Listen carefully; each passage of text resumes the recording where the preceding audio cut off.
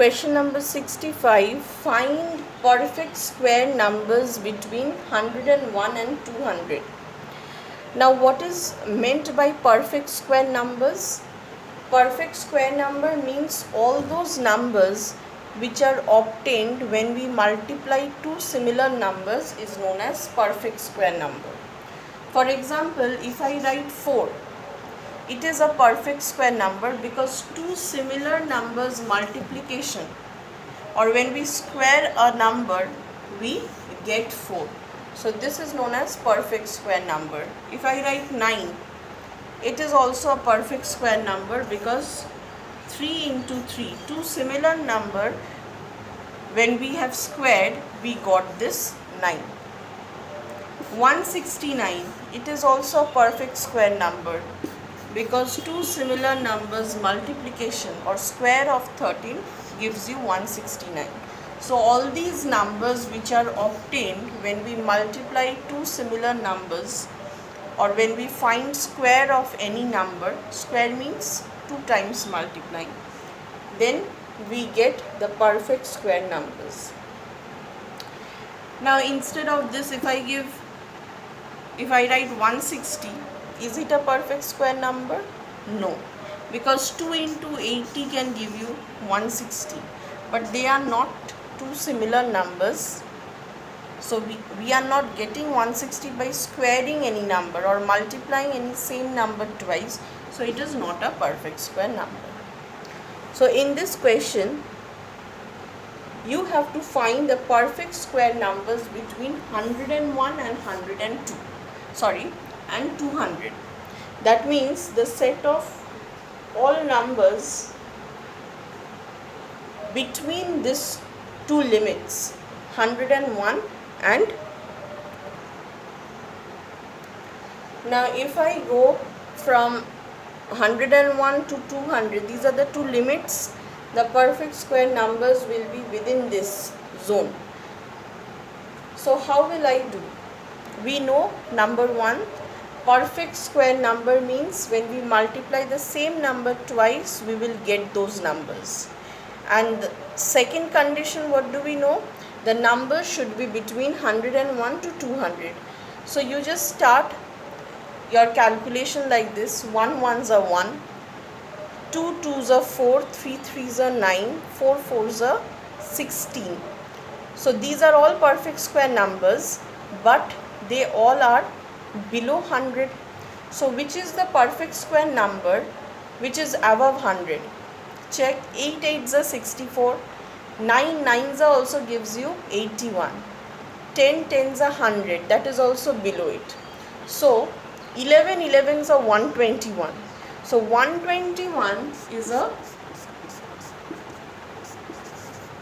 perfect square number because square of 11 gives you this, and it also comes in between 101 to 200. These are the two limits.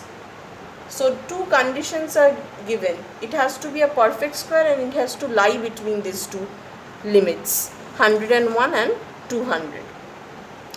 Then 12 into 12 gives 144. It is also lying between 101 to 200. So it is also a perfect square number between this range. 13 into 13, 169. Perfect square number inside this range. 14 into 14,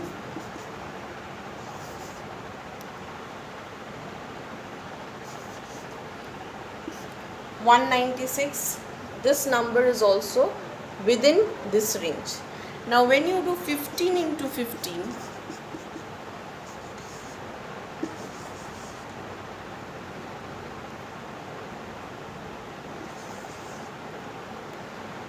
when you just do 15 into 15, you get a number that is a perfect square number, but it is outside this limit.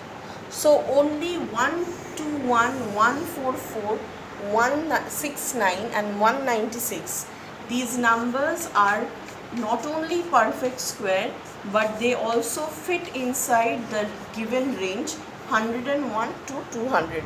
So these are the answers.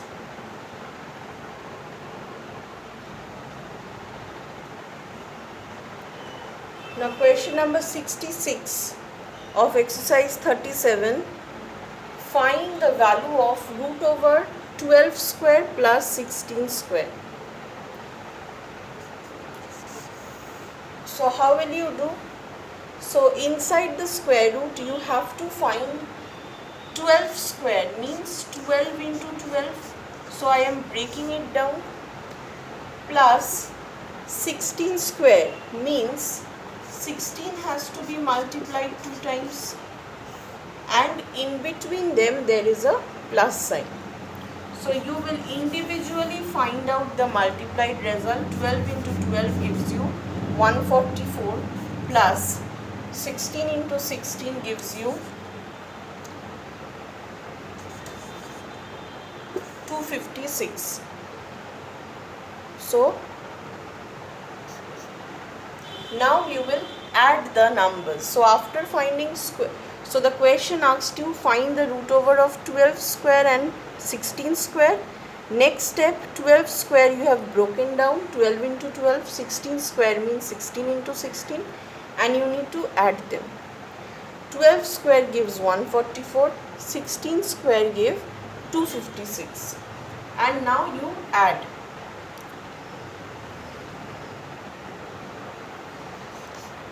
It will give you 400. So after adding, the result is 400 and you have to find square root. Now remember, if you remember, I have taught you that when you need to find the square root of the digits, either you have three methods. One is observation, second is factorization, and third is division method. Now for these sums where you have zeros at the end, it's better to observe and get the answer. So how to remove the square root? If I can show 400 as a multiplication of two similar numbers, and then out of them if I take out one number, so how to do that? 4 can be broken and written as 2 into 2. And I have also taught you that there are two zeros, so you distribute the zeros with the 2. So what happens? 20 into 20 gives you 400. So only by observing the type of the number I have broken down without doing factorization or going for division method, finding of square root. And out of two numbers, if you take out one number, you are basically getting the answer of square root. So 20 is the answer.